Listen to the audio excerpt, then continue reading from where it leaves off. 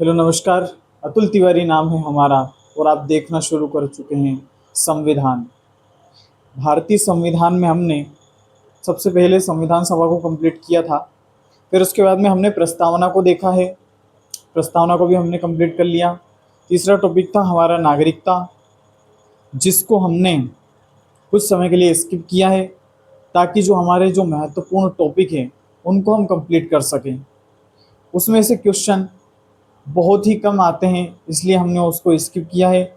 लेकिन जो मूल अधिकार है उनमें से जो क्वेश्चंस है उनकी संख्या बहुत ज़्यादा है, जो कि एग्ज़ाम में बहुत अधिक आती है। इसलिए हम नागरिकता से पहले मूल अधिकार वाला चैप्टर ले रहे हैं। तो चलिए हम शुरू करते हैं मूल अधिकारों को पढ़ना।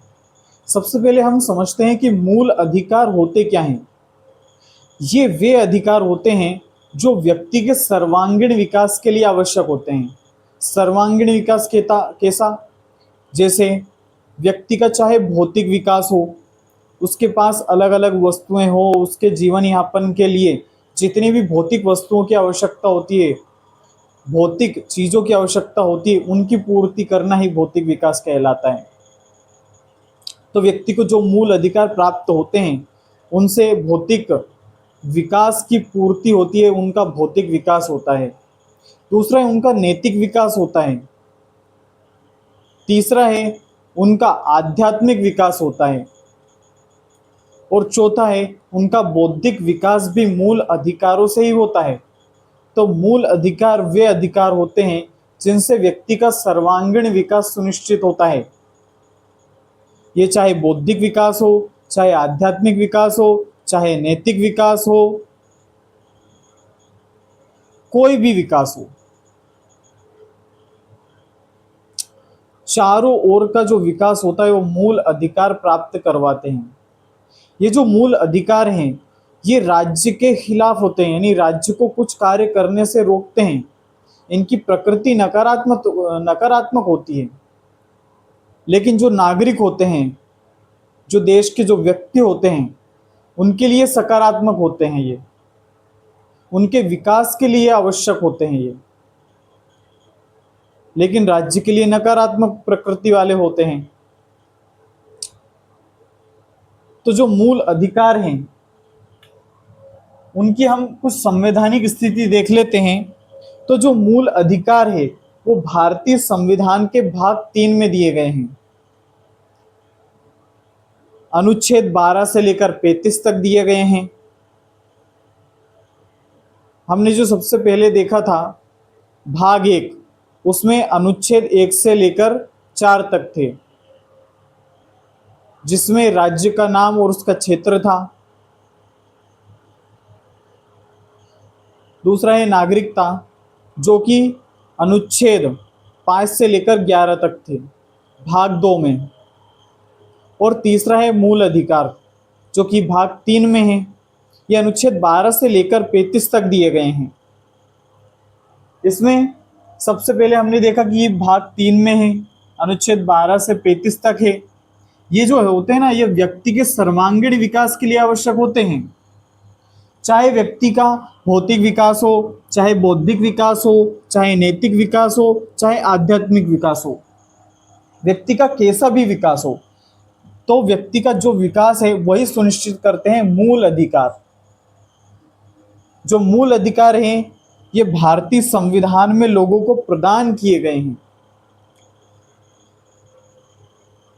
जो मूल अधिकार हैं वो जो अमेरिका का संविधान था वहां से लिए गए हैं। जैसे संविधान सभा में संविधान का निर्माण किया जा रहा था, तो अलग अलग देशों से अलग अलग प्रावधान लिए गए। उनमें जो मूल अधिकार वाला प्रावधान है वो अमेरिका के संविधान से लिया गया है। और जो मूल अधिकार है उनको भारत का मैग्ना कार्टा कहा जाता है। अब मैग्ना कार्टा क्यों कहा जाता है?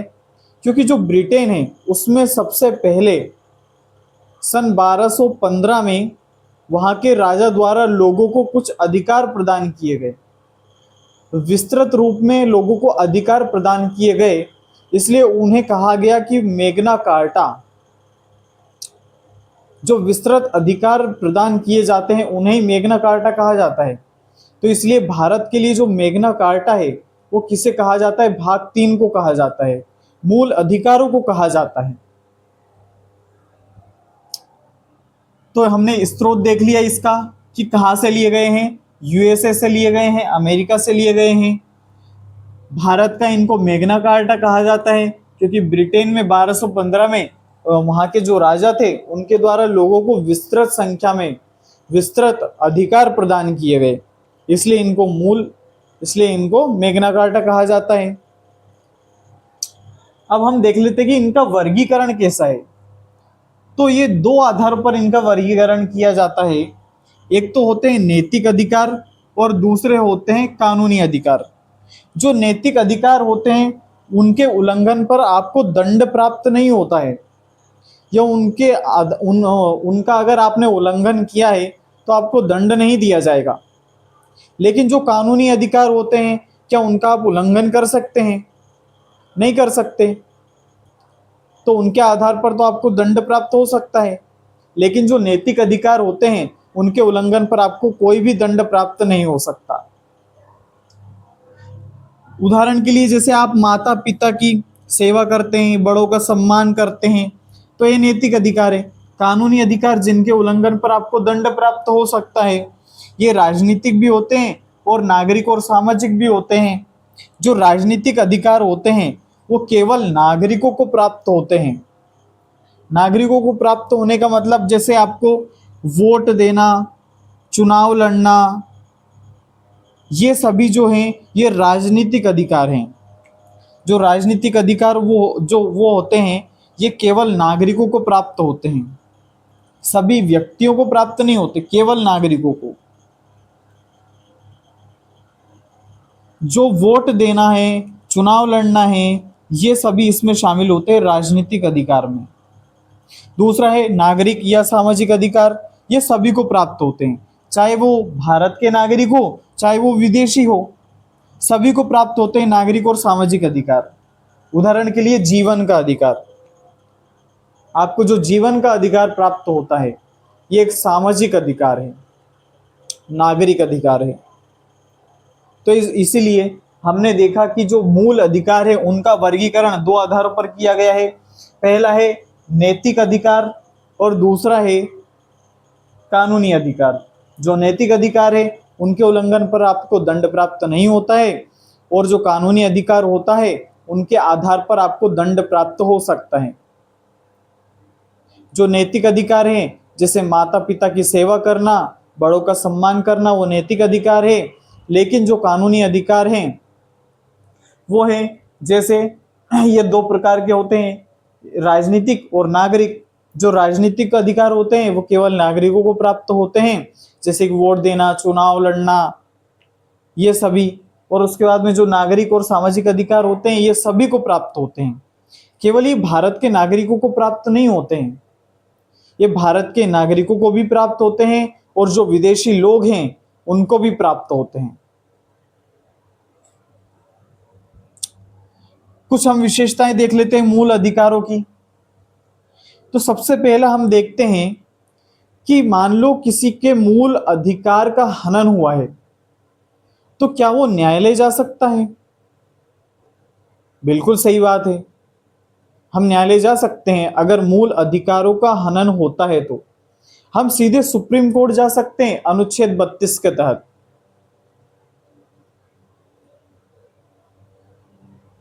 हमने देखा था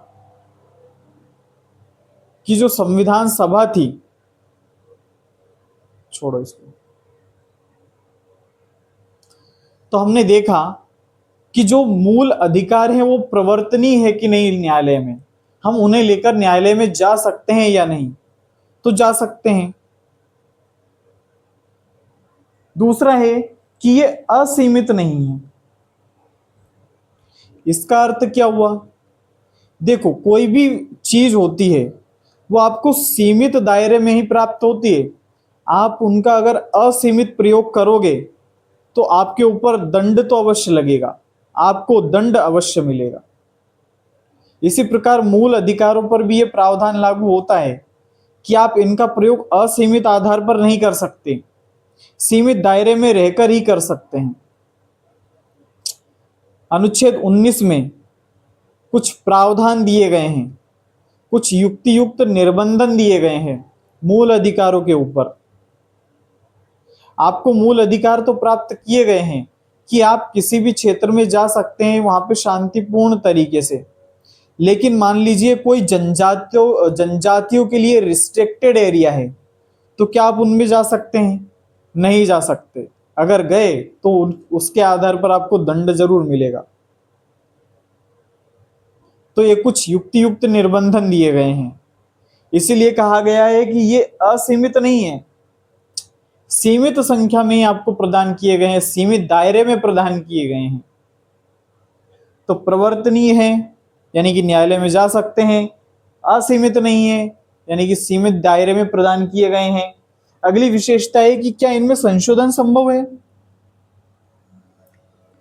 बिल्कुल। तो जो मूल अधिकार हैं उसमें आप संशोधन कर सकते हैं, उनमें आप सुधार कर सकते हैं, लेकिन जो मूल अधिकारों का जो ढांचा है, जो मूल ढांचा है मूल अधिकारों का, उसमें आप परिवर्तन नहीं कर सकते।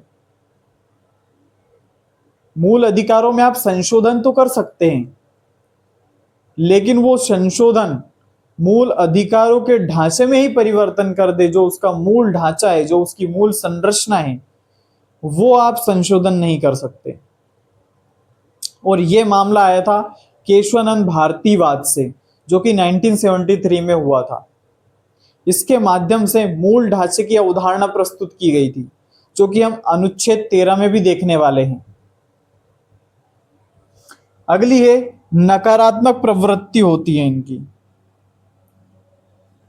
जो मूल अधिकार होते हैं उनकी प्रवृत्ति या जो प्रकृति होती है वो नकारात्मक होती है, यानी कि ये राज्य को कोई कार्य करने से रोकते हैं।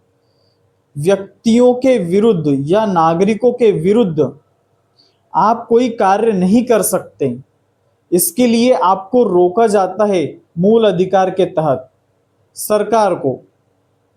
तो सरकार को कोई कार्य करने से रोकते हैं मूल अधिकार, यानी कि इनकी प्रकृति नकारात्मक होती है। लेकिन नागरिकों के लिए तो सकारात्मक होती है ना, भले वो सरकार के लिए नकारात्मक है, लेकिन जो नागरिक है भारत के, उनके लिए सकारात्मक होती है। अगला है इनका अधित्याग का सिद्धांत भारत में लागू नहीं है। क्या आप मूल अधिकारों को त्याग सकते हैं? बिल्कुल नहीं, आप मूल अधिकारों को त्याग नहीं सकते, आपको इनका पालन करना ही होगा। तो हमने विशेषताएं देखी, क्या ये प्रवर्तनीय है? तो बिल्कुल ये प्रवर्तनीय है। क्या ये असीमित है? बिल्कुल नहीं, ये असीमित नहीं है।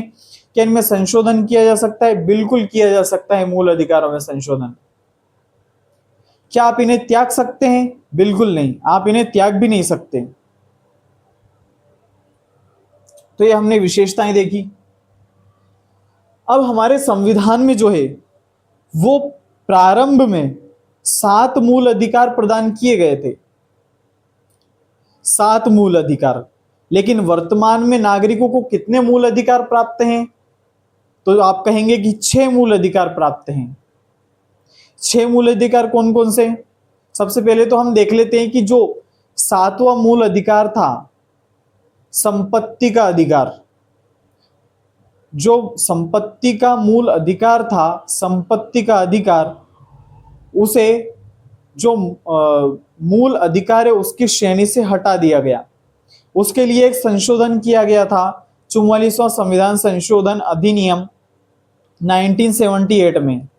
उसके तहत इसको मूल अधिकारों की श्रेणी से हटाकर एक कानूनी अधिकार बना दिया गया और अनुच्छेद 300 में इसे शामिल कर दिया गया, मूल अधिकारों की श्रेणी से हटाकर।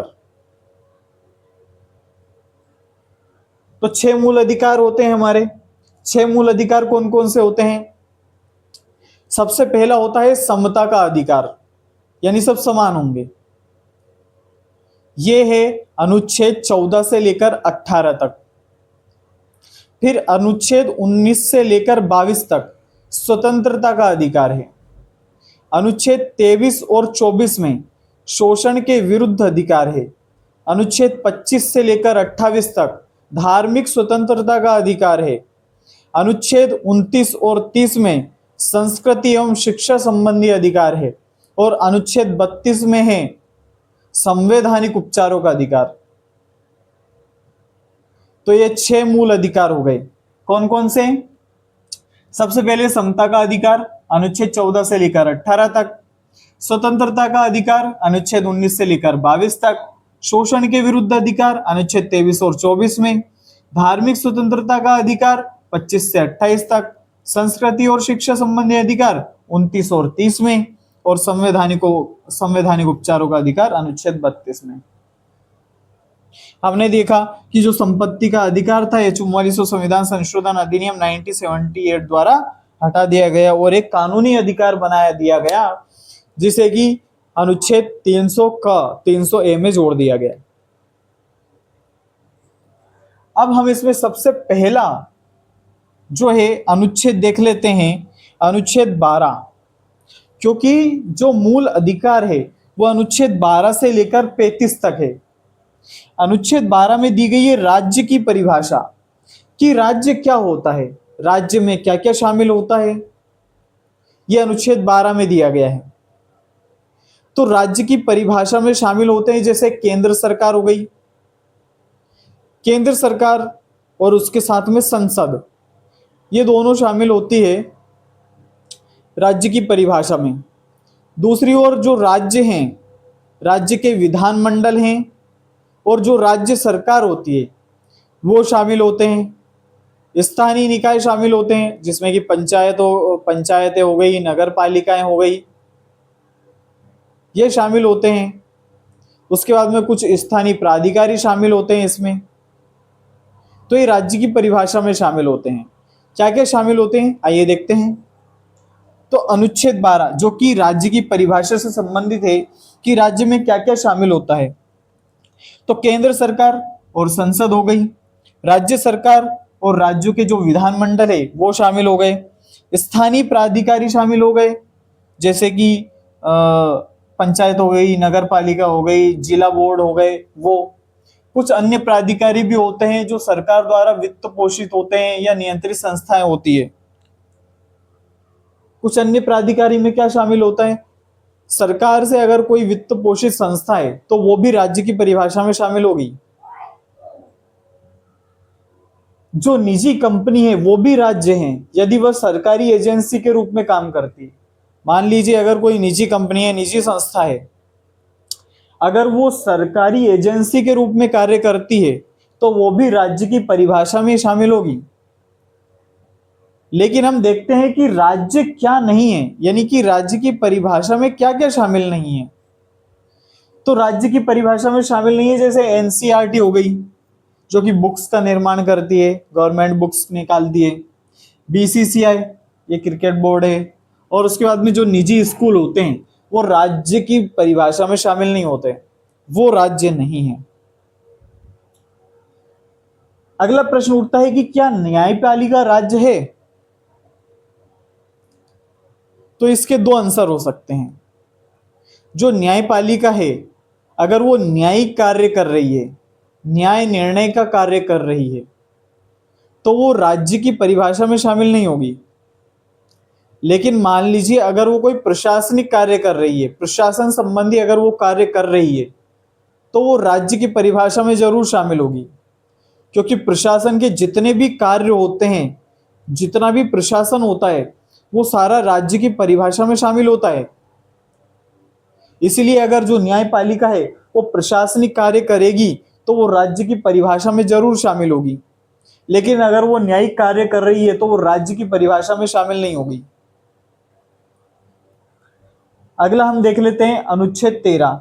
हमने 12 में देखा, अनुच्छेद 12 में राज्य की परिभाषा दी गई है कि राज्य में क्या क्या शामिल होते हैं और क्या नहीं शामिल होते हैं। हम अगला देख रहे हैं अनुच्छेद 13 जिसमें विधियां और मौलिक अधिकार दिए गए हैं।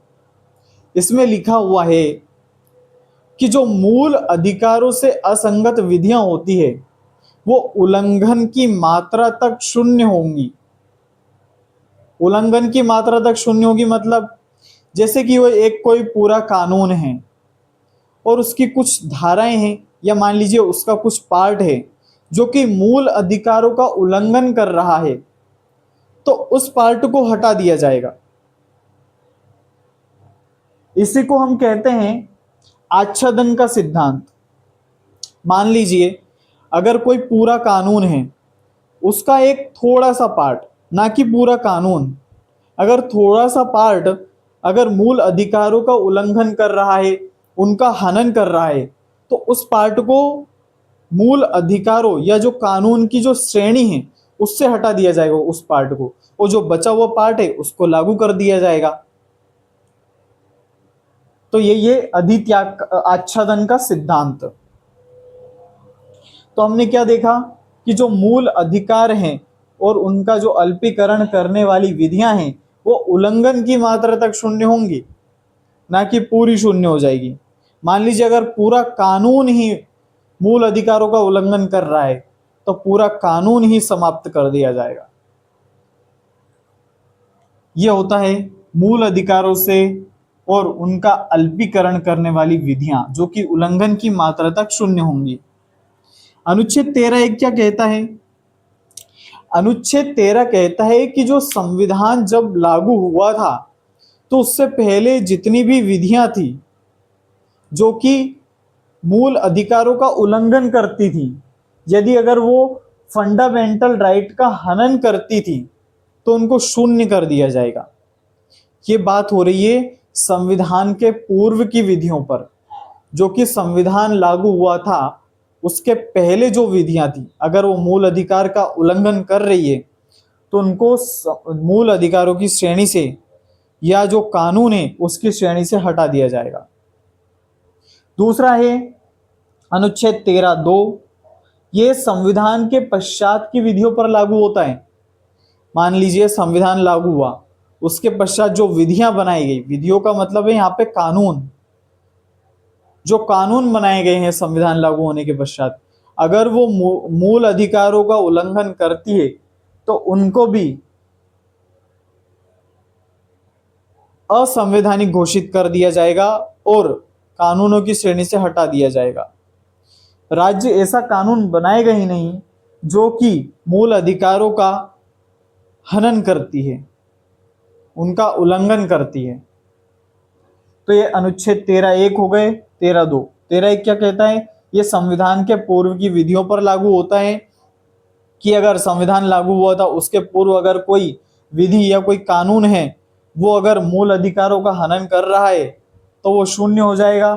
और अगर अनुच्छेद 13(2) कहता है कि जो संविधान के पश्चात की विधियां होती है वो अगर मूल अधिकारों का हनन करती है तो राज्य ऐसी कोई विधि बनाएगा ही नहीं।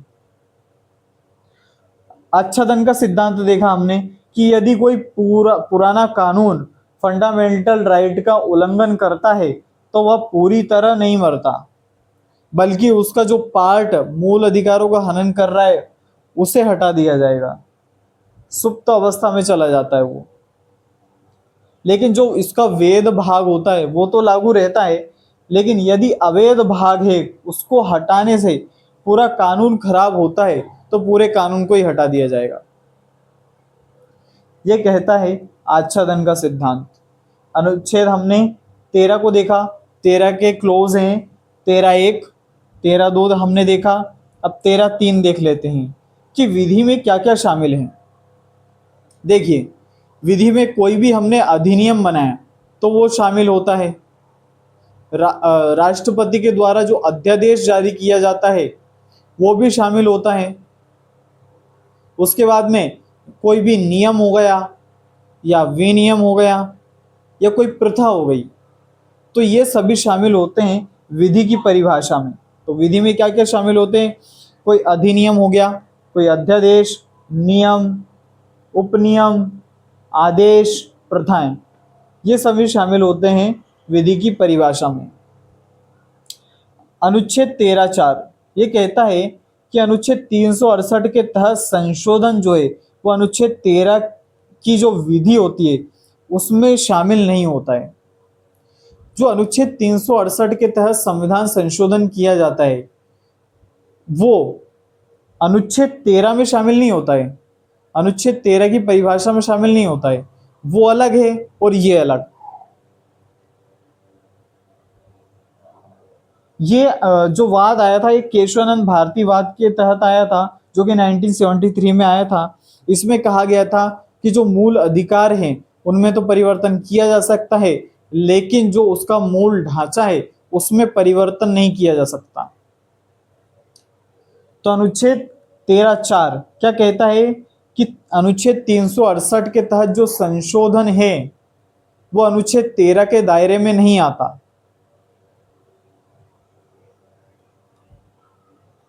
तो हमने क्या क्या देख लिया है? देखिए, हमने सबसे पहले इसका परिचय देखा कि ये भाग 3 में शामिल है, मूल अधिकार अनुच्छेद 12 से 35 तक शामिल है। उसके बाद में हमने देखा कि इन्हें भारत का मैग्ना कार्टा कहा जाता है। इन्हें हमने अमेरिका के संविधान से लिया है। ये व्यक्ति के सर्वांगीण विकास हेतु आवश्यक है। इनका वर्गीकरण देखा हमने, इनकी विशेषताएं देखी। उसके बाद में हमने मूल अधिकारों को देखा कि कितने मूल अधिकार है और किस मूल अधिकार को हटा दिया गया है। फिर उसके बाद में अनुच्छेद 12 को देखा हमने, जिसमें राज्य की परिभाषा दी गई है, जिसमें शामिल है केंद्र सरकार प्लस संसद, राज्य सरकार और विधानमंडल, स्थानीय प्राधिकारी जिनमें पंचायत आ जाएगी, नगर पालिकाएं आ जाएंगी, जिला बोर्ड आ जाएंगे। उसमें हमने अन्य प्राधिकारी देखे, जिसमें सरकार द्वारा वित्त पोषित या जो नियंत्रित संस्थाएं होती है वो भी शामिल होती हैं। जो निजी कंपनी भी राज्य होगी, अगर वह सरकारी एजेंसी के रूप में कार्य करती है तो वह भी क्या होगी? राज्य होगी। राज्य क्या नहीं होगा? एनसीईआरटी राज्य नहीं होगी, बीसीसीआई नहीं होगा, और जितने भी निजी स्कूल है वो शामिल नहीं होंगे राज्य की परिभाषा में। क्या न्यायपालिका राज्य है? तो अगर वो न्यायिक कार्य करती है तो वो राज्य नहीं होगा, लेकिन अगर वो प्रशासनिक कार्य करती है तो वो राज्य होगा। अनुच्छेद 13 देखा हमने, जिसमें विधियां और मौलिक अधिकार देखे, मतलब कि इसमें दिया गया है कि मूल अधिकार और उनका अल्पीकरण करने वाली विधियां उल्लंघन की मात्रा तक शून्य होंगी। उसके हमने कुछ क्लोज देखे, 13(1), 13(2), 13(3) और 13(4). उसके हमने आच्छादन का सिद्धांत देखा। तो ये हमने मूल अधिकारों में अनुच्छेद 13 तक कंप्लीट कर लिया है। अब हम कल से समानता का अधिकार पढ़ेंगे या समता का अधिकार पढ़ेंगे, जो कि अनुच्छेद 14 से 18 तक है। संभव हुआ तो कल हम अनुच्छेद 19 से 22 तक जो स्वतंत्रता का अधिकार है उसे भी कंप्लीट कर लेंगे। तो जितना भी कल हो पाएगा हम इनमें कंप्लीट करने की कोशिश करेंगे, और 2-3 दिन में लगभग ये पूरा मूल अधिकार वाला टॉपिक कंप्लीट हो जाएगा। तो मैं आशा करता हूँ कि आपको ये लेक्चर पसंद आया होगा। अगर पसंद आया हो तो लाइक कीजिएगा, शेयर कीजिएगा और सब्सक्राइब कीजिएगा। Thank you.